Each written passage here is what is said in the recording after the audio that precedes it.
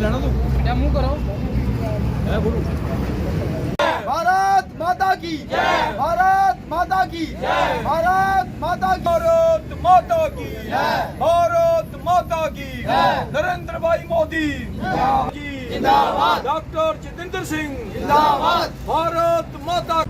देखिए, आज आप सबको विदित है कि आज हमारा विलय दिवस है और विलय दिवस आपको पता है कि मैं तो ये कहता हूँ कि हमारा जो त्यौहार होते हैं, चाहे दशहरा, दिवाली, कोई भी हम पर्व मनाते हैं, वो तभी मना सकते हैं जब हम स्वतंत्र हैं। और मुझे खुशी है कि हमारे जो परम आदरणीय प्रधानमंत्री जी हैं वो हमेशा राष्ट्रीय मुद्दों पर कभी समझौता नहीं करते।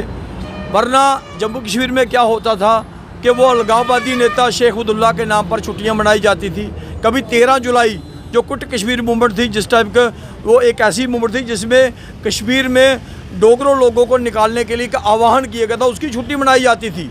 और बहुत से यहाँ लीडर हैं जो आज डोगरों के बहुत बड़े लीडर बनते हैं, अपने आप को डोगरों का बहुत बड़ा हितैषी कहते हैं। वो लोग उस समय वो छुट्टियां मनाते थे, किसी के हल्क से एक शब्द नहीं निकला उस समय। तो मेरा कहने का तात्पर्य ये है कि एक बहुत बड़ा षड्यंत्र इस देश के साथ, एक स्टेट के साथ हुआ। और मैं ये कहूँगा, मैं भाग्यशाली हूँ कि मैं इस दिन को मना रहा हूँ। और अगर इसकी थोड़ी सी पृष्ठभूमि में आपको लेके जाऊँ तो मैं ये कहूँगा कि हमारा ये हमारा विलय कभी संभव नहीं हो पाता अगर हमारे राष्ट्रीय स्वयंसेवक संघ के जो दूसरे चीफ थे, पूजनीय गुरु जी, उनको सरदार पटेल ने, ऑन रिकॉर्ड बोल रहा हूँ, उनको सरदार पटेल जी ने विशेष विमान से श्रीनगर में भेजा। वो 17 अक्टूबर को यहाँ आए और 20 अक्टूबर को यहाँ से गए और उन्होंने महाराजा साहब को मनाया, उनको समझाया। महाराजा साहब क्योंकि देशभक्त थे, लेकिन प्रॉब्लम ये थी कि सिर्फ एक आदमी था जो था नेहरू, जो हमेशा पाकिस्तान परस्त बातें करता था, उसी का थोड़ा सा संशय रहता था।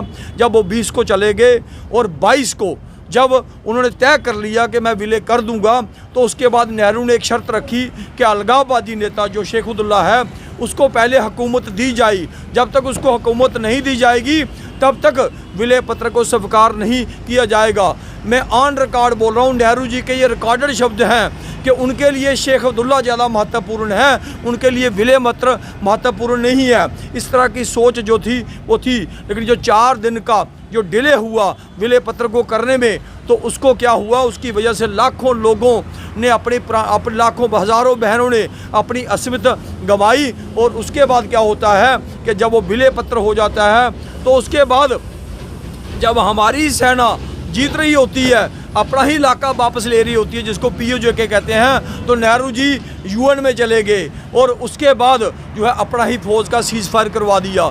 मैं ये कहूँगा, कोई भी दुनिया की कोई भी सेना देख लीजिए, जो ताकतवर होता है, जो बड़ा मुल्क होता है, उसका बड़ा प्रभाव होता है। हमारे मामले में उल्टा था। हमारे मामले में हम पाकिस्तान के सामने गिड़गिड़ा रहे थे। और उसके बाद भी ये कहूँगा, 1952 में कांग्रेस ने शेख अब्दुल्ला को पाकिस्तान में भेजा कि हम LOC को IB बनाना चाहते हैं, पाकिस्तान नहीं माना। उसके बाद 64 को उन्होंने फिर शेख अब्दुल्ला को पाकिस्तान में भेजा, लेकिन उसको यही फिर प्रस्ताव दिया, फिर भी पाकिस्तान नहीं माना। आज वही पाकिस्तान है जो घुटनों के बल रेंग रहा है। आज वो कहाँ गए अलगाववादी, कहाँ गए पत्थरबाज, कहाँ गए हुर्रियत, कहाँ गए वो सरेंडर उग्रवादी। आज जब नेता मजबूत होता है, जब मोदी जी ने एक बार बालाकोट स्ट्राइक करके दी, तो पाकिस्तान के प्रधानमंत्री ने खुद कहा कि अगर हम अभिनंदन को ना छोड़ते तो जो मोदी जो है वो अटैक कर सकता। ये होता है कि मजबूत प्रधानमंत्री। तो मेरा कहने का तात्पर्य ये है कि ये विलय दिवस, और एक भी बताऊँ, ये जो क्षेत्र है इसमें वेस्ट पाकिस्तानी रिफ्यूजी, पश्चिमी पाकिस्तानी रिफ्यूजी जो हैं, बहुत ज़्यादा संख्या में लोग हैं, उनको 70 साल तक अधिकार नहीं दिए गए। और यही कांग्रेस है जिसने 2 विधान, 2 प्रधान और 2 निशान दिए। और पहला राजनीतिक बलिदान मुखर्जी जी ने हमारे इस लखनपुर में यहाँ गिरफ्तारी देकर दिया।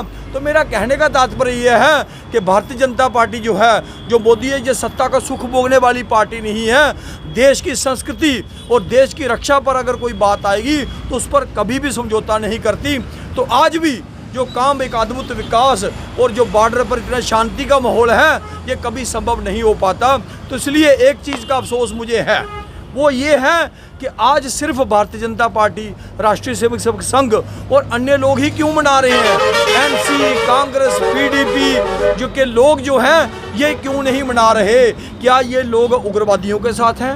क्या ये जो पत्थरबाज हैं उनके साथ हैं, क्या ये जो सरेंडर मिलिटेंट हैं उनके साथ हैं, या ये पाकिस्तान के साथ हैं। मुझे थोड़ी सी बात कोई समझाए। और जो लोग इनका कहीं समर्थन भी करते हैं उनसे भी कहूँगा थोड़ा सा आत्मचिंतन करें कि आज ये पार्टियां किस ओर खड़ी हैं। अगर हमको इस देश को बचाना है, इस देश को सुरक्षित रखना है, तो हमें ये ढुलमुल की राजनीति नहीं, हमें स्पष्ट नीति जो है वो अपनानी पड़ेगी। बहुत बहुत धन्यवाद।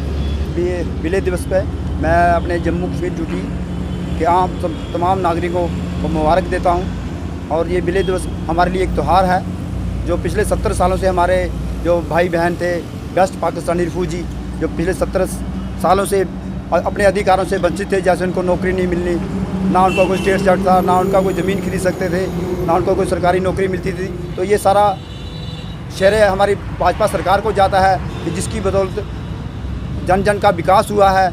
आप देख रहे हैं कि ये विलय दिवस हमारे जम्मू कश्मीर के लोगों के लिए एक त्यौहार है जो हमें जम्मू कश्मीर भारत माता के साथ जोड़ता है। और भारत माता के हम नागरिक हैं और भारत देश के हम नागरिक हैं। ये बड़े ही भाग्य की बात है कि 1947 26 अक्टूबर को हमारा विलय दिवस था। आज उसी के उपलक्ष्य में हम ये विलय दिवस मना रहे हैं। धन्यवाद।